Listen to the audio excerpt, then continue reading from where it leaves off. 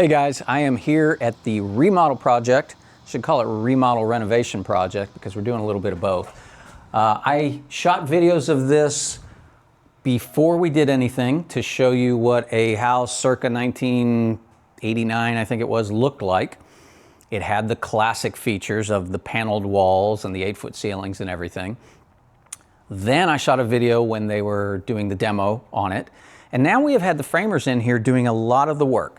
So what I want to do in this video is just kind of show you where things are at from the framing side of things. We have more framing to do because we're doing a few phases here.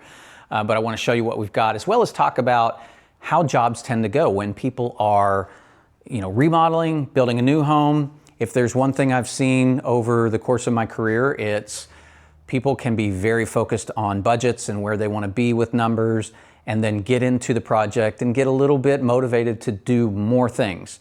I won't say these particular customers had a specific budget or anything they needed to stay at, but I did just have this with another house that we're building where that homeowner was very, I want to stay here, I don't want to spend money. Now the house gets framed and it's, well, hey, let's finish out bonus rooms and do all kind of other things. That happens. It happens for good reason. Because once you get into these, a lot of times you look around and there's a real justification and a reason to do that. We had this happen here where this is a remodel, and I think I talked about this in another video. Remodel is when you are structurally changing things about the house, maybe moving the walls, potentially adding space onto the house. A renovation is when you're going in and refreshing everything, maybe new drywall texture, new fixtures, new flooring, all that. This house has both, and in the end, it ended up kind of being a gut it and take it down to the studs job. That wasn't originally going to happen, but when we got into it and started talking with the homeowners, they decided they wanted to use spray foam encapsulation on the whole house, which I think is a great idea. If you've seen my other videos, that's what we do with our new construction homes. We do open cell spray foam encapsulated foam packages or insulation packages, which just simply means, I know I've talked about this plenty of times, but in case you're watching the video and you haven't seen those, you insulate the foam up the walls and then underneath the roof line. The whole attic is now encapsulated in that insulation package. We actually put a little vent on the HVAC units themselves to condition the attic and keep humidity under control.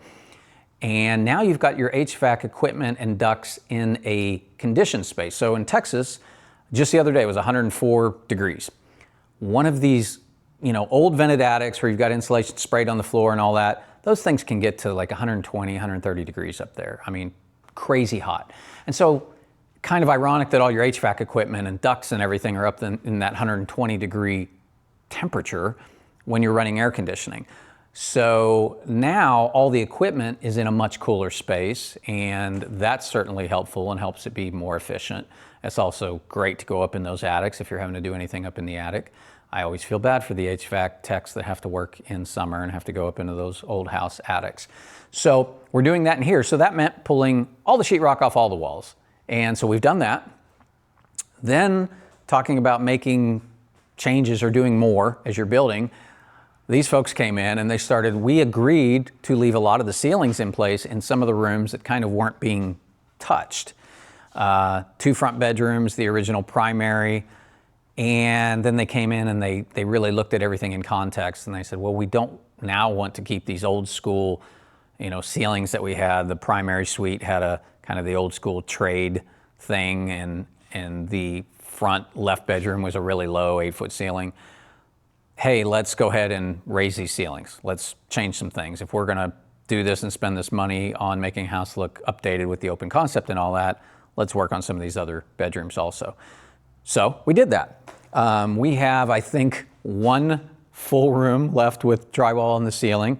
That was the front right bedroom because there really wasn't much we could do with that ceiling. It became, to try to raise that was a costly thing that didn't make a lot of sense to do. So they were leaving that one as it is, and it's a slightly higher ceiling anyways. But the front bedroom, it had an 8-foot ceiling, and it was an 8-foot flat ceiling. So I've talked in other videos about wall plates, what a plate is, a bottom plate, a top plate. The top plate of a wall is just simply, this is the exterior sidewall of this house, The top plate is where you see those two 2x4s at the top. So outside, the brick runs up to there, stops, and then this slope you see is just the roof line. That wood is the decking underneath the shingles. The shingles are on the other side. And so this house originally had an 8-foot ceiling. It just went flat over from the top of that 8-foot plate. But what they wanted to do was raise the ceiling height in here. Now, you can't say, okay, I want to make this bedroom into a 10-foot ceiling that's flat all the way around. Why can't you do that? You could, but the only way you could do that would be to change this whole roof line. So what is commonly done, and what these homeowners elected to do, is let's slope up with the roof line, and when we get to the height that we want, we will go flat. So this is a very common thing you see in a lot of homes. You still see it in modern day homes, especially when you're into, let's say, lower priced production builder homes. They're gonna do these 8-foot plate walls on the outside because it's less brick, it's less insulation, it's less cost, right? And they will just slope up the sheetrock until they're at the flat height they want with the ceiling, and they'll have, let's say, a 10-foot ceiling with an 8-foot plate. So you end up with this type of design. So I'm going to turn the camera around. Front wall of the house. So you can see in that corner, the roof line sloping up. And then it gets to this flat spot here where we have the ceiling joist in place. So same with that corner, same down that whole side of the house where it's an 8-foot plate.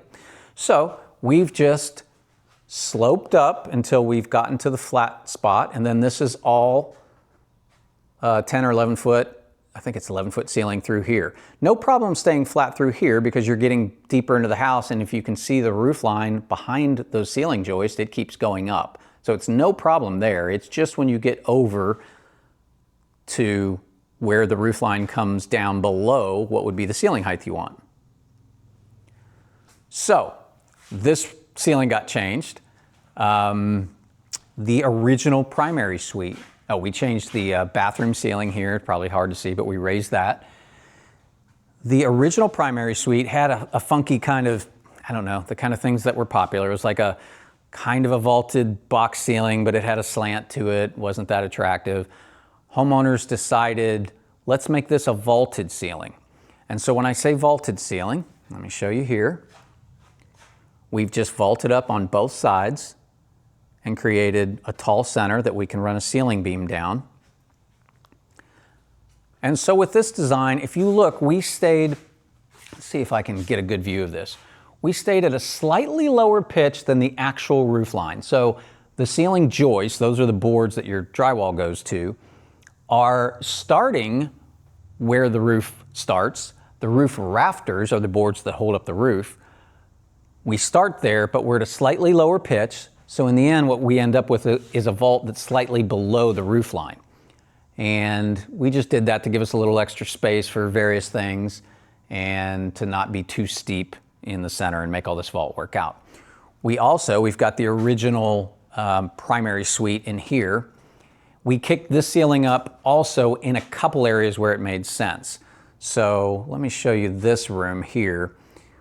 This main part of the ceiling all through here was raised. We kept the ceiling low in the closets because there was really no way to get it up very high anyways.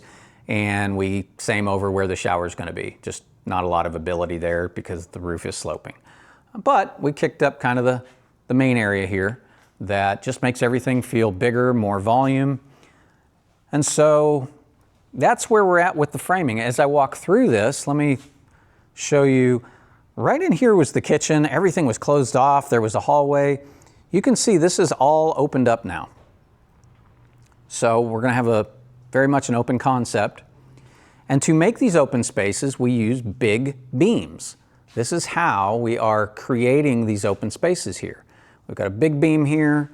We've got a smaller beam there. What those big beams do is allow us to carry all the weight of the various ceilings while keeping a very open space in the house. So again, your ceiling boards called ceiling joist, as we see here, they run over and they are hanging on this big beam. These metal things are called hangers. That allows us to have all this freedom to have an open concept and not have to have all this sitting on load-bearing walls the way they used to be. You hear the term load-bearing walls. Well, here's an example right behind me. Here, ceiling joists are sitting on these walls. Even part of this beam is sitting on this wall. So these are bearing the load of all the ceiling framing above. But over here, we've got this big beam that's allowing everything to be carried on it and open up the space. So again, this is going to be a big open concept. We haven't even started to do the garage area is going to be the second or the new primary bedroom and bathroom. And we haven't even done anything in there yet.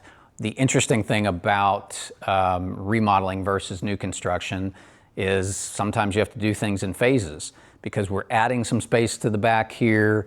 The garage is dropped. If you ever walk into your garage, it should be dropped about 1.5 inches and it slopes towards the door. That's so water can't come up into the house if you're in there spraying water or have a hot water leak or something like that, hot water heater leak.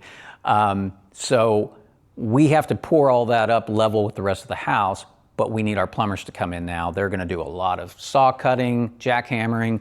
The bathroom's going to be back over there, so they have to put in all the plumbing for it, go connect it to other parts of the house.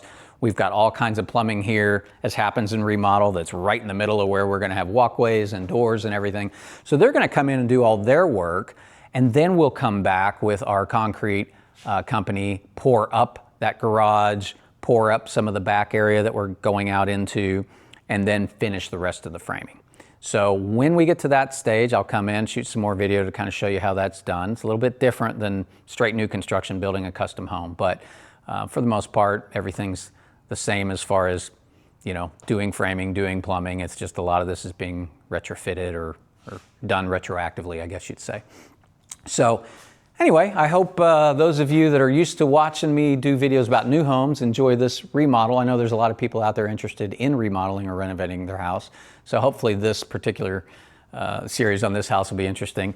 Here's the old fireplace I told you about. This will be cool when we get all this redone and make it look good. So anyways, thanks as always for watching the video. Hope you guys enjoy it. I will see you in the next one.